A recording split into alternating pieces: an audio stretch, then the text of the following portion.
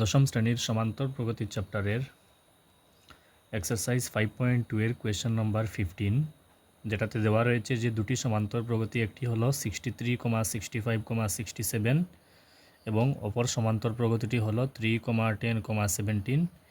এই দুটো সমান্তর প্রগতির এনতম পদগুলি সমান হলে এন এর মান কত হবে। এখানে যে একটি সমান্তর প্রগতি দেখতে পাওয়া যাচ্ছে, যেটি হলো 63,65,67 আপ টু ইনফিনিটি পর্যন্ত, এবং এখানে আর একটি সমান্তর প্রগতি রয়েছে 3,10,17 আপ টু অসীম পর্যন্ত। দুটি সমান্তর প্রগতি চলতেছে এবং এই দুটি সমান্তর প্রগতির এনতম পদগুলির মান সমান, তাহলে আমাদেরকে এন এর মান নির্ণয় করতে হবে। প্রথমে আমরা যে দুটি সমান্তর প্রগতি লিখে নেব। যে প্রথম সমান্তর প্রগতিটি হচ্ছে যে 63,65,67 এই সমান্তর প্রগতিটি, এবং অপর দিকে লিখে নেব অপর সমান্তর প্রগতি যেটি 3,10,17 ... তো এই দুটি সমান্তর প্রগতি থেকে তাদের প্রথম পদ এবং সাধারণ অন্তর প্রথমে লিখে নেব। এই সমান্তর প্রগতিতে প্রথম পদ হলো প্রথম পদ হচ্ছে এ হলো 63 এবং ডি হলো সাধারণ অন্তর, যেটি হলো একটি পদ থেকে তার পূর্ববর্তী পদের বিয়োগফল। তো আমরা 65 থেকে 63 অর্থাৎ 65 থেকে 63 বিয়োগ করে নেব, 65 মাইনাস 63, তো তার সাধারণ অন্তর হয়ে যাবে 2। এবং এখানে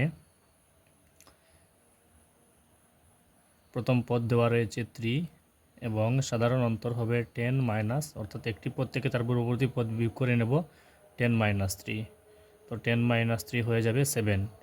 এখন এই সমান্তর প্রগতির এনতম পদ বাহির করব। এনতম পদকে লিখে নেব N is equal to A plus N minus 1 into D. তো এর জায়গায় বসিয়ে নেব 63 প্লাস এনের মান বাহির করব, সেজন্য এন থাকবে এন মাইনাস 1 ইন্টু সাধারণ অন্তর রয়েছে 2, তো সেটি হয়ে যাবে 63 প্লাস 2 দিয়ে এনকে গুণ করলে পাবো 2n, 2 দিয়ে 1কে গুণ করলে পাবো 2, এবং এই সমান্তর প্রগতির এনতম পদ হবে N is equal to A plus N minus 1 into D. এ দেওয়া রয়েছে 3, তো এন মাইনাস 1 থাকবে এবং ডি হলো 7, তো 3 প্লাস 7 দিয়ে এনকে গুণ করলে পাবো 7n, 7 দিয়ে 1কে গুণ করলে পাবো 7।